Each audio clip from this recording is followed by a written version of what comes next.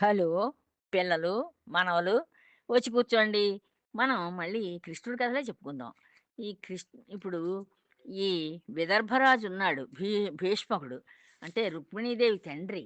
ఆయన కొడుకు కొడుకు పట్టుదలతోటి, పెద్ద కొడుకు రుక్మిణి పట్టుదలతోటి తప్పలేదు ఆయనకి. శిశుపాలుడికిచ్చి పెళ్లి చేయడం కోసానని ఆయన ఊరంతా అలంకరింపజేసి, చక్కగా ముగ్గులవి పెట్టించి, సుగంధ ద్రవ్యాలవి చల్లించి, ఊరంతా చాలా పెళ్లి హడావిడి. రుక్మిణీదేవి పెళ్లి హడావిడి చాలా ఎంతో శుభకరంగా, ఆనందకరంగా జరుగుతోంది. ఆ సమయంలో ఈ విదర్భరాజు పుత్రుడిని నేను పెళ్లి చేసుకుంటానంటూ మదోన్మత్తుడైన, బాగా మదం పెరిగిపోయి ఉన్నాడు ఆ శిశుపాలుడు. అంటే వాడికి సే స్నేహితుడు ఈ రుక్మి. అంచేత రుక్మి మనం చెప్పినట్టు వింటాడు కదా! ఇంక నాకేం తిరుగులేదు.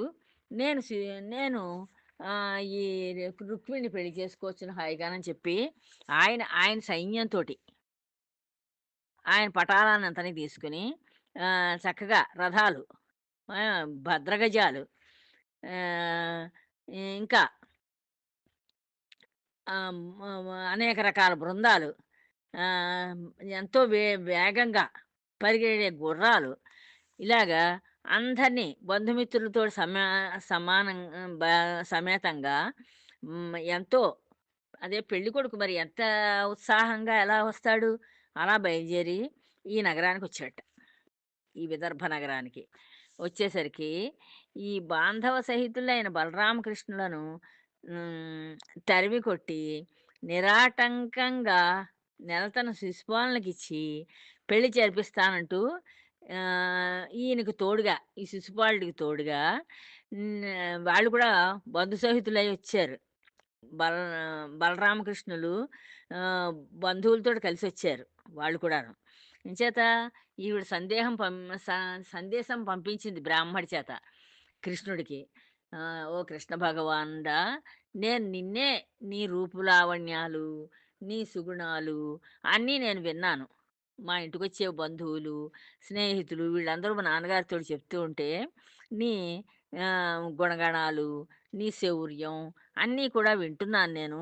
దానిచేత నా నా మనసులో నువ్వే ఉన్నావు కనుక, నువ్వు నన్ను వచ్చి పెళ్లి చేసుకుని తీసుకువెళ్ళు" అని చెప్పి, ఈ ఒక ఉత్తమ బ్రాహ్మణ్ణి ఎంచుకొంచిని ఆయనకి అన్నీ చెప్పి, ఆయనకొక లేఖ కూడా రాసిచ్చి పంపించింది. ఆయన వెళ్లి కృష్ణుడికి ఇవన్నీ చెప్పారు. అంచేత ఆయన కూడా, ఈ బలరామకృష్ణులిద్దరూ కూడాను చక్కగా, వాళ్ళు కూడా బంధువులతోటి పెళ్ళికి తరలి వచ్చారు. వీళ్ళని తరిమి కొట్టేసి, ఈ అమ్మాయిని శిశుపాలుడికిచ్చి పెళ్లి చేర్పిద్దాం అంటూ, ఆహ్, వాళ్ళు జరాసంధుడు, ఈ శిశుపాలుడి యొక్క స్నేహితుడు ఆయన కూడాను, తెలుసున్నవాడు. జరాసంధుడు, దంతవక్రుడు, సాల్వుడు, విదూరకుడు, పౌండ్రక వాసుదేవుడు మొదలైన వీళ్ళందరూ కూడా ఈ మదపుటి ఏనుగుల మీద, ఎంతమందో వీరభటుల్ని కూడా తీసుకొని, అశ్వాల మీద, రథాల మీద, చతురంగ బలాలతోటి కదిలొచ్చారు వీళ్ళందరూ కూడాను. మనం శిశుపాలుడికి అండగా ఉందాం. ఉండి, ఆ శిశుపాలుడికిచ్చి పెళ్లి చేయిద్దాం ఈ రుక్మిణిని. వాళ్ళని తరిమి కొడదాం బలరామకృష్ణుల్ని అని చెప్పి వీళ్ళందరూ కూడా అక్కడికి చేరారు. అదంతా పెళ్లి హడావిడి జరుగుతోంది కదా అక్కడ. అంచేత ఆ పెళ్లి హడావిడి జరుగుతున్న ఆ దేశానికి, విదర్భ దేశానికి వీళ్ళందరూ కూడా చేరారు. ఇంకా దేశ దేశాల రాజులు చాలామందొచ్చారు. ఇంకా విదేశాల రాజులందరూ చాలామందొచ్చారు. భీష్మకుడు శిశుపాలునికి ఎదురేగాడు. ఇప్పుడు ఈ శిశుపాలుడు మరి పెళ్ళికొడుకని చెప్పాడు గదా! ఈయన పెద్ద కొడుకు రుక్మి. ఆయనే ఇప్పుడు ఆయనకే ఇచ్చి నువ్వు పెళ్లి చెయ్యాలని చెప్పి తండ్రిని ఒప్పించాడు. అందుకని ఆ శిశుపాలుడు వస్తున్నాడు అని చెప్పి తెలుసుకొని భీష్మకుడు ఎదురెళ్ళాడు. ఎదురెళ్ళి మరి పెళ్ళికొడుకుని ఎదురు సన్నాహం చేసి, వాళ్ళ కాళ్ళది కడిగి, వాళ్ళకి మెడలో దండ, పువ్వుల దండ అది వేసి పూజ అన్నీ చేస్తారు. అలాగా ఎదురు వెళ్ళి ఈయన ఆయనకి స్వాగత స్వాగతం చెప్పి అన్ని సత్కారాలు చేసేట ఈ భీష్మక మహారాజు. అన్ని ఏర్పాట్లు కూడా, విడిది ఏర్పాట్లు కూడా చేసేట. ఆ సమాచారం విన్నాడు బలరాముడు. ఇలా చేశాడని చెప్పి ఈ భీష్మకుడు ఇవన్నీ కూడా బలరాముడు వింటున్నాడు. అక్కడ జరిగే విషయాలన్నీ బలరాముడికి చెప్తున్నారు. ఆయన తరఫు బంధువులకు కూడా అక్కడ ఉన్నారు. కొంతమంది వేగులు వాళ్ళును. వాళ్ళు అక్కడ ఏమేం జరుగుతున్నాయో అవన్నీ కూడా చెప్పారు. అప్పుడు ఆయన ఏం చేశాడు, ఈ కృష్ణుడు ఒక్కడే వెళ్ళాడు. ఈ ఆహ్, రుక్మిణిని నేను తీసుకొచ్చి పెళ్లి చేసుకుంటానంటూను. ఆహ్, అందుకోసానని ఈ శిశుపాలుడికి ఆహ్, స్ ఆహ్, సహాయంగా జరాసంధుడు మొదలైన రాజులు ఎంతోమంది కుండిన నగరానికి చేరారని చెప్పి తెలుసుకున్నాడు. ఈ బలరాముడు. తెలుసుకుని కన్యకను తెచ్చేటప్పుడు యుద్ధం జరుగుతుంది. ఈ కన్యకని మరి కృష్ణుడికిస్తానని అనటం లేదు కదా వాళ్ళు. వాళ్ళ అన్న అనటం లేదు. తండ్రి కూడా మరి కొడుక్కి ఎదురు చెప్పలేక ఆయన కూడా మాట్లాడి కోరుకున్నాడు. అందుకని అక్కడ యుద్ధం జరుగుతుంది. యుద్ధం జరిగితే అక్కడ తమ్ముడు కృష్ణుడు ఒక్కడే అయిపోతాడు. సహాయపడాలని చెప్పి ఆయన కూడా ఆయన హలం ఆయన అందరిని చితక్కొట్టే ఆయుధం పేరు హలం. ఆ హలాన్ని తీసుకున్నాడు. ఆయన బయలుదేరి తమ్ముడు ఏ మార్గంలో వెళ్ళాడో ఆ మార్గంలో బయలుదేరి వచ్చేస్తున్నాడు ఈ దేశానికి. ఈ ప్రదేశానికి. అసంఖ్యాకమైన సైన్యంతోటి వచ్చేసేట ఈ బలరాముడు కూడాను. ఈ కృష్ణుడికి సహాయంగా ఉండాలి. లేకపోతే కృష్ణుడు ఒక్కడైపోతాడు. ఈయన్ని చాలామంది వస్తున్నారు రాజులందరూను. వాళ్ళందరూ ఎదిరించి ఈయన్ని బాధిస్తారేమో అని చెప్పి ఈ బలరాముడు తన ఆయుధాన్ని తీసుకుని బయలుదేరాడు. ఆ సమయంలో వాలుకన్నుల బాలరుక్మిణి ఏకాంత మందిరంలో కూర్చొని లోకములకు కన్ను వంటివాడైన ఈ కృష్ణ భగవానుడు తన సందేశం చూశాడో లేదో, తను చేరడానికి చేరదీస్తాడో చేరదీయడో, ఏ ఏం సందేహాలతోటి ఉన్నాడో అని చెప్పి ఆ లోపల లోపల చాలా ఆందోళన పడిపోతోందట ఈ అమ్మాయి. మరి చిన్నపిల్ల కదా ఇంకాను. చిన్నపిల్ల, ఆడపిల్ల. అందుకని ఈవిడ ఈ కృష్ణుడు నేను పంపిన వార్త విన్నాడో లేదో, విని ఏమనుకున్నాడో ఏమిటోను, ఈ బ్రాహ్మడు వెళ్ళాడో లేదో, ఇలాగా పరిపరి విధాలు ఆలోచిస్తోంది ఈ అమ్మాయి, ఈ రుక్మిణీదేవి. ఆలోచిస్తూ మనసంతా బెంగతోటి ఉంది. సుముహూర్తం రేపే. తెల్లారితేనే సుముహూర్తం. పెళ్లి టైం రేపే తెల్లారితేను. పెళ్లి దగ్గర పడుతోంది. పెళ్లి టైము దగ్గరకొచ్చేసింది. ఇందీవరశ్యాముడు ఎందుకు రాడబ్బా అని ఎదురు చూస్తోంది. ఈ కృష్ణుడు ఇంకా ఎందుకు రాలేదబ్బా అనుకుంటోంది. నా మనస్సు ఆందోళన చెందుతోంది. నా మనస్సు ఎటూ చెప్పలేకపోతోంది. అటు కృష్ణుడు వస్తాడు అనే ధైర్యం లేదు. చేతంటే ఈ బ్రాహ్మడొచ్చి మళ్ళీ నాకేం సమాధానం చెప్పలేదు. ఈ బ్రాహ్మడికి నేను సందేశం పంపించాను కృష్ణుడికి. కానీ ఈ ఈ బ్రాహ్మడు మళ్ళీ తిరిగొచ్చి, "అమ్మా! నీ సందేశాన్ని నేను కృష్ణుడికిచ్చాను. ఆయన వచ్చి నిన్ను తీసుకెడతానన్నారు" అన్న మాట నాకు చెప్పలేదు. అందుకోసానని చాలా ఆందోళనగా ఉంది నాకు. వస్తాడో రాడో కృష్ణుడు, తెల్లవారితే పెళ్లి ముహూర్తం అని చెప్పి ఈవిడ పరిపర విధాల బాధపడుతోంది. ఇంతకు ప్రయత్నం ఫలిస్తుందో ఫలించదో. నేను ప్రయత్నం అయితే చేశాను. కానీ నా ప్రయత్నం మరి ఎంతవరకు ఫలిస్తుందో, లేకపోతే ఫలించదో. దైవ నిర్ణయం ఎలా ఉందో ఏమిటో. దైవం ఏ రకంగా ఆలోచిస్తున్నాడో, ఏం చేద్దాం అనుకుంటున్నాడో అని చెప్పి ఇలా రకరకాలుగా పాపం మనసు నిండా బెంగ పెట్టుకుని బాధపడుతోంది. మహనీయుడైన ఆ బ్రాహ్మణోత్తముడు ద్వారకు వెళ్ళాడో లేదో.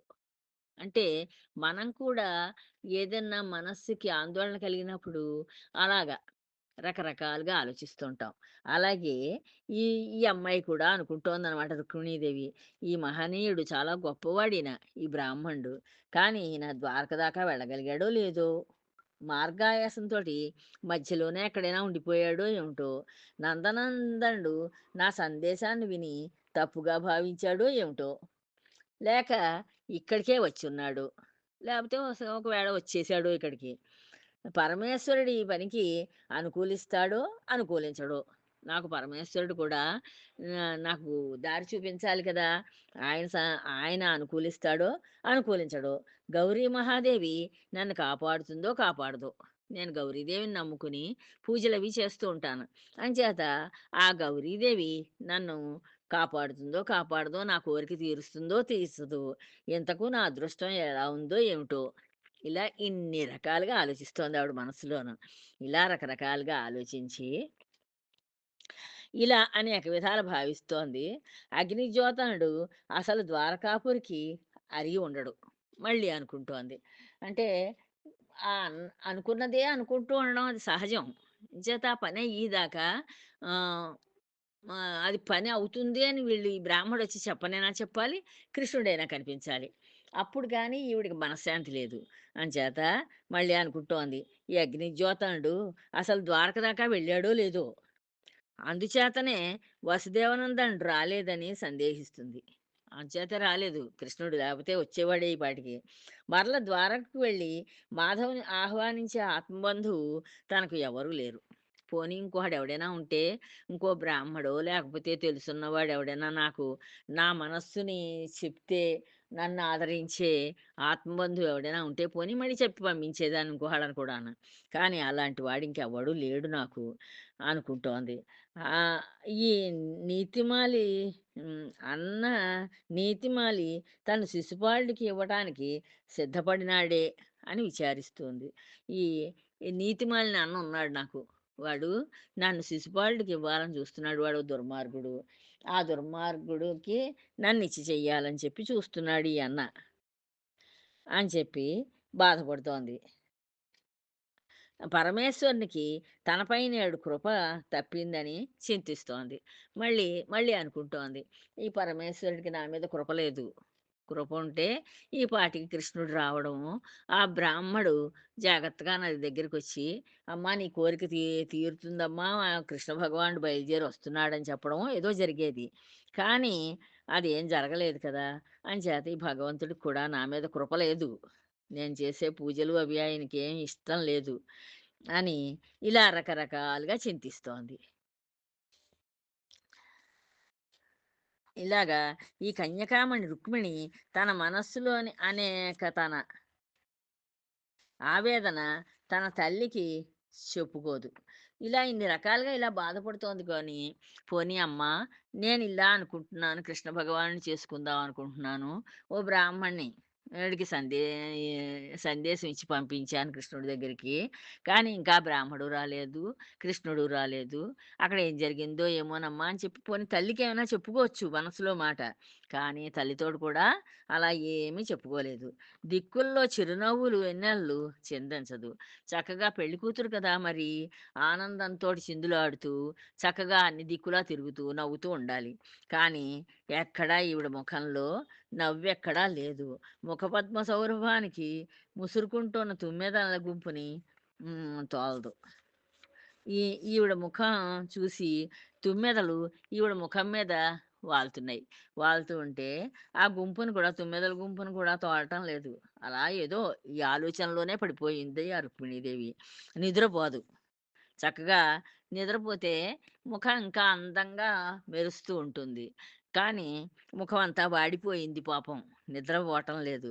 వక్షస్థలాన ఒండొంటితో మెలిగపడిన ముత్యాల దండలు సడలించదు.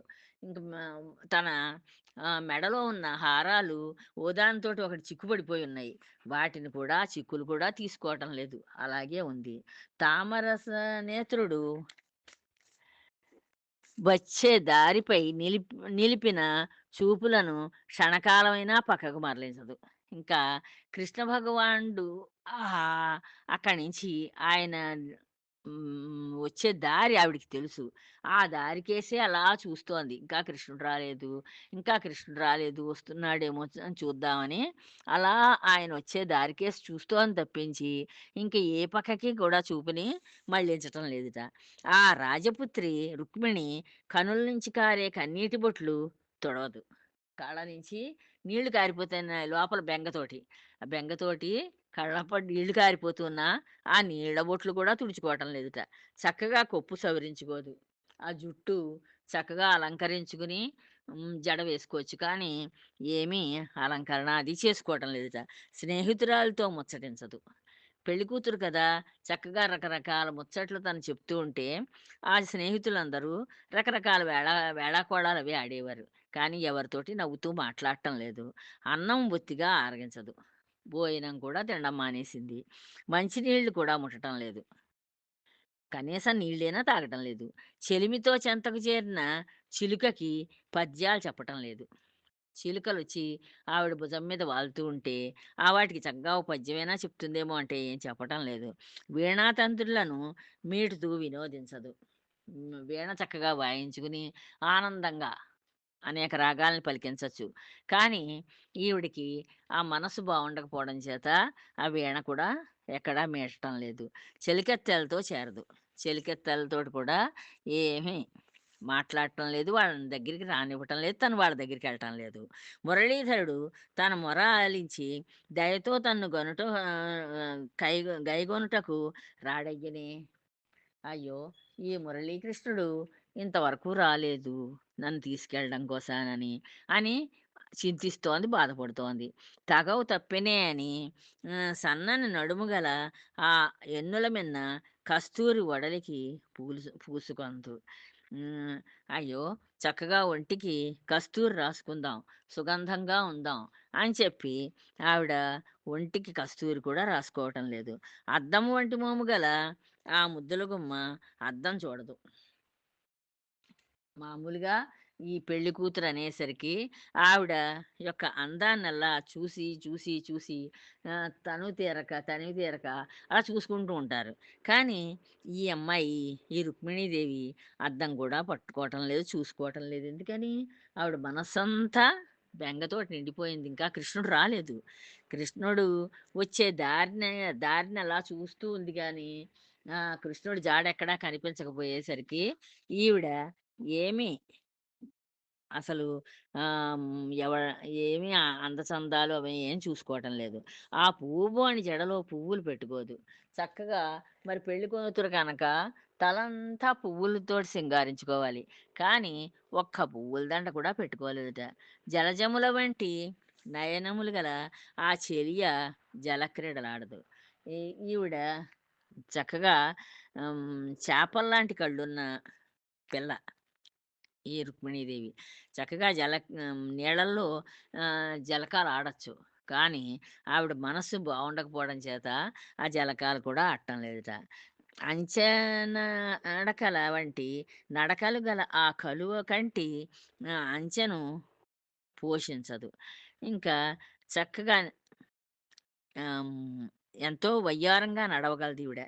కానీ ఆవిడ ఏ వయ్యారంగా నడిచే పశువులను కూడా ఏమీ పోషించటం లేదు. లతవలే మృదువైన శరీరం గల ఆ నెలత ల లతికలను సాకదు. ఇంకా అక్కడ ఎన్నో తీగలున్నాయి. అందమైన పువ్వులు పూసే తీగలు. కానీ ఆ తీగలకేసి కూడా చూడటం లేదు. వాటిని కూడా చక్కగా ము పు ముట్టుకొని ఆనందించటం లేదు. అలంకారములకే అలంకారమైన ఆ అతివ ఆభరణములు ధరింపదు. ఆవిడ అలంకారణాలకే అలంకారం. ఆవిడకి అలంకరణలు అక్కర్లేదసలు. అంత అందమైన రుక్మిణి. కానీ ఆవిడ ఒక్క ఆభరణాన్ని కూడా పెట్టుకోవడానికి ఇష్టపడటం లేదు. చెలువలకు సిగబంతిగా ఉన్న ఆ ఇంతి నుదుట తిలకము దిద్దదు. చక్కగా ముఖానికి మరి పెళ్లి కూతురు కదా! చక్కగా తిలకాన్ని దిద్దుకోవాలి. బొట్టు పెట్టుకోవాలి మంచి అందమైన బొట్టుని. కానీ అలా బొట్టు కూడా పెట్టుకోలేదుట. కమలముల వంటి కరములు గల ఆ కలికి కమలాకరం ప్రవేశింపదు. ఆవిడ చక్కగా కమలాల వంటి కళ్ళున్నాయావిడకి. కలగ పువ్వులు ఎంత అందంగా ఉంటాయో, ఆ కలువ రేకులు అవిను అంత అందమైన కళ్ళు గలిగిన ఆవిడ కమలాలు వికసించిన ఆ నీటి మడుగులో కూడా దిగటం లేదుట. దిగకుండా అలాగా స్తబ్దుగా ఉండిపోయింది తప్పించి, ఆవిడకి ఏ అలంకరణల మీద, దేని మీద ఆనందం లేదు. ఆ కృష్ణ భగవాడిని చూడాలి. చూసి ఆయన వచ్చాడు నన్ను తీసుకెళ్ళడానికి అని మనస్సుకి ఆనందం కలిగాకే ఇంకేదైనాను. అంచేత ఆ ఆలోచనలతోటి ఆవిడ ఏ రకంగాను కూడా ఆనందించటం లేదు. రుక్మిణీదేవి మదనాగ్ని జ్వాలల్లో మగ్గుతున్న శరీరం కలదై మందమారుతాన్ని అంగీకరింపదు. ఇప్పుడు మనం ఫ్యాన్ వేసుకున్నా, ఏసీ వేసుకున్నా చల్లటి గాలొస్తూ ఉంటుంది. లేదు బయట నుంచి కూడా చల్లటి గాలొస్తూ ఉంటుంది. కానీ ఆవిడకి ఆహ్, కృష్ణుడు రాలేదనే ఆ బెంగతోటి శరీరం అంతా ఆహ్, మంటలుగా ఉంది ఆవిడకి. శరీరంలో లోపల నుంచి ఆ శరీరం లోపల నుంచి వచ్చే వేడికి చాలా వేడెక్కిపోయింది శరీరం, మనస్సును. అంచేత ఈ చల్లటి గాలి తగిలితే కూడా ఆవిడ ఇష్టపడటం లేదట.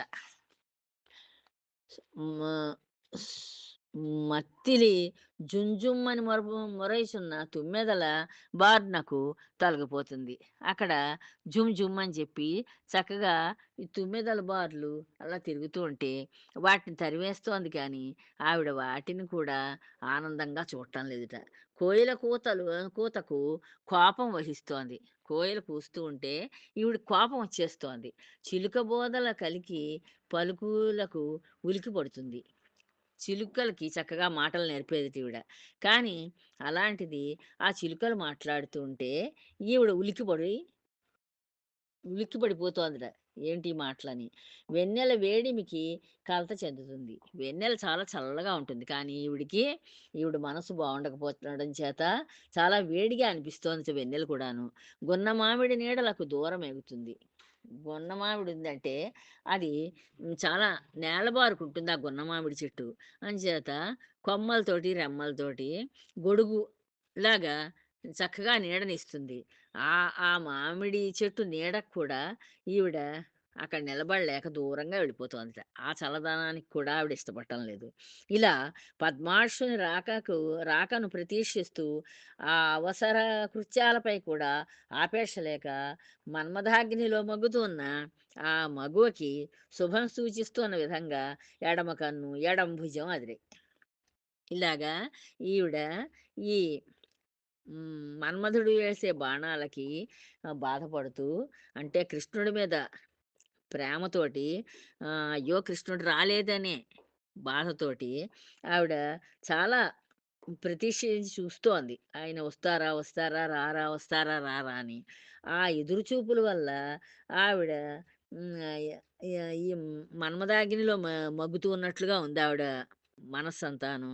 ఆవిడ ఆవిడకి నీకు శుభం కలుగుతుందమ్మా అని చెప్పడానికిగా అన్నట్లుగా ఎడమ భుజం అదిరిందిట. ఎడమ కన్ను అదిరిందిట ఆవిడ. ఆ టైంలో, ఆ సమయంలో. అచ్యుతుని ఆజ్ఞానుసారం శీఘ్రంగా వచ్చిన అగ్నిజ్యోతనుని ముఖలక్షణాలు గమనించి కమ్మని కంఠస్వరం గల రుక్మిణి మిక్కిలి తహతహతో ముఖమున మందస్మితం చిందులాడగా సత్వరం ఎదురేగింది. ఈ లోపులో ఈ అగ్నిజ్యోతనుడు కృష్ణుడు కలిసి ఒకే రథం ఎక్కొచ్చారు. అంచేత ఈ అగ్నిజ్యోతనుడు పరుగు పరుగులని ఈవిడ దగ్గరికొచ్చారు. ఈవిడికి చెప్పాలి. కృష్ణ సందేశాన్ని చెప్పాలి. కృష్ణుడు వచ్చారని కూడా చెప్పాలని చెప్పి ఆయన పరుగు పరుగున వస్తూ ఉంటే, ఆయన్ని చూడగానే ఈవిడికి తహతహ పెరిగింది. ఏమో ఏం చెప్తారో! కానీ ఆయన ముఖం వికసించుంది. నవ్వు ముఖంతోటొస్తున్నాడు ఆయన అగ్నిజ్యోతనుడు. అంచేత వెళ్ళిన పని అయిందన్నమాట. అని చెప్పి మళ్ళీ సంతోషించిందిట. సంతోషించి చక్కగా, చక్కగా ఆయనకి ఎదురు వెళ్ళింది గబగబాను. గబగబా నడుస్తూను. అప్పుడు ఆ సరోజాక్షిని వీక్షించి ఆ విప్రుడు ఇలా అన్నట్ట. అప్పుడు ఆ బ్రాహ్మడు ఏం చేశాడు, ఈవిడని చూశాడు. రుక్మిణీదేవిని చూసి, ఈవిడ తహతహ చూసి, అమ్మా నేను చెప్తున్నాను వినని చెప్పి ఆయన చెప్పడం ప్రారంభించాట. బాలామణి, సుదర్శనాయుధుడు నీ ఉత్తమ గుణాలు మెచ్చుకున్నాడు. అమ్మా ఓ రుక్మిణీదేవి, ఆ సుదర్శన అని ఆయుధాన్ని పట్టిన ఆ ఉత్తమ ఆహ్, ఆ ఉత్తముడు నీ గుణాలను మెచ్చుకున్నాడమ్మా. నాకు మితిలేని ధనరాశులిచ్చాడు. నేను మంచి వార్తను పట్టుకెళ్ళాను కదా! నిన్ను పెళ్లి చేసుకోమని చెప్పడానికి. అందుకోసమని ఆ శుభవార్తకి సంతోషించి ఆయన నాకు ధనరాశులిచ్చాడు తల్లి. అని చెప్పాడు. ఇదిగో ఇప్పుడే వచ్చేసినాడు. ఇదిగో ఇప్పుడే వచ్చేసాడు ఆయన కూడాను. నేను ఆయన కలిసే వచ్చాం. దేవదానవులు ఏకమై ఎదురొడ్డి నిలిచినప్పటికీ రాక్షస వివాహ విధానంతో నిన్ను కొనిపోతాడు. రాక్షసులు ఎవళ్ళైనా సరే వచ్చి ఆయన్ని అడ్డగించినా సరే ఆయనేం ఆగడు. నిన్ను రాక్షస విధా రాక్షస వివాహం చేసుకుందికి నిన్నెత్తుకుపోతాడు. నీ మంచి నడవడి, నీ అదృష్టం నేటికి ఫలించింది తల్లి. నువ్వు చాలా మంచిగా నడుస్తావు. నీ ప్రవర్తన చాలా బావుంటుంది. నీ అదృష్టం పండిందమ్మా. అంచేత నేటికి నీ అదృష్టం పండడం చేత నిన్ను తీ నిన్ను తీసుకువెళ్ళడానికి పెళ్లి చేసుకుందికి ఆ కృష్ణుడు ఒప్పుకొని వచ్చాడు తల్లి అని చెప్పి ఈయన ఈ అమ్మాయికి పెళ్లి కూతురైన ఈ రుక్మిణీదేవికి శుభవార్తని అందించాడు. దాంతోటి ఈవిడ చాలా ఆనందంగా, శుభకరంగా, సంతోషంగా ఉంది. ఈ పెళ్లి కూతురు, పెళ్లి కొడుకు మన కృష్ణ భగవానుడు తర్వాత ఎలా పెళ్లి చేసుకున్నారో మళ్ళీ చెప్పుకుందాం. ఉంటాను. జై శ్రీ